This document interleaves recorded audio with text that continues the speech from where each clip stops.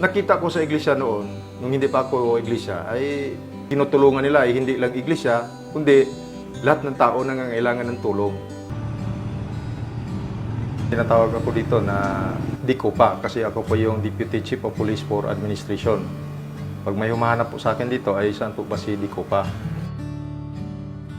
Previously, I was assigned in Lubok Police Station as a Chief of Police.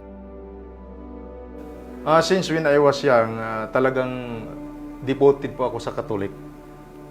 Then, since birth until the age of 25, na nag-apply po ako ng police officer, on year 2006, na nag-apply ako ng PNP sa Camp Sirius Minya, Cebu City, ay Catholic pa noon ako. Nakita ko sa iglesia noon, nung hindi pa ako iglesia, ay na-appreciate ko na yung lingap pamamahayag ng iglesia. Dahil tinutulungan nila ay hindi lang iglesia, kundi lahat ng tao na nangangailangan ng tulong.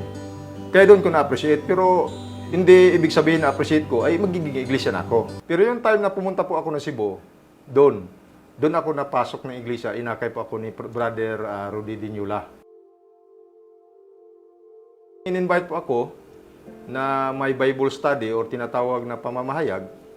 I did not hesitate to accept his invitation to me. Nung pagpunta namin doon sa lokal ng Cebu City, pagpasok ko pa lang noon, ay malaki ng kaibahan. Na-compare ko yung simbahan ng Katolik at simbahan ng Iglesia. Dahil doon sa simbahan ng Iglesia ay tahimik.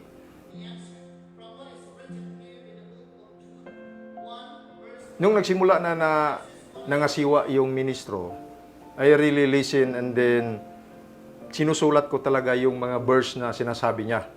Dahil curious po ako eh. Lalo na yung verse na doon na Exodo 23 hanggang 5, yung tungkol po sa larawan, tungkol po sa rebulto, ay doon po ako. Parang curious, doon nagsimula na curious na ako. Kasi sa amin, sa Katolik, ay sinisambay namin yung rebulto eh. Kaya doon ako nagsimula. Sinusulat ko kung ano ba talaga. Totoo ba talaga to o hindi. Kasi ang tinuturo po sa Katoliko, yung mga pare at sa obispo, ay tinuturo po, sambahin niyo po yung larawan. Hindi maiwasan na may umuusig talaga sa akin. Lalo na yung kapatid ng mother ko ay isa pong madre. Nagtatanong talaga sa akin na bakit daw ako ay na-convert dun sa iglesia. Palaging pinapayuhan ka, palaging dinidisiplina ka. Doon na bago yung buhay ko, yung pagpasok ng iglesia. During the pandemic time, ay yung pong pagsambang pansambayan ay doon po ang mga kapatid ng iglesia, lalo na sa aming sambayan, ay lalong sumisigla yung aming paniniwala sa ating Panginoong Diyos. Hindi po kami nang wala ng pag-asa.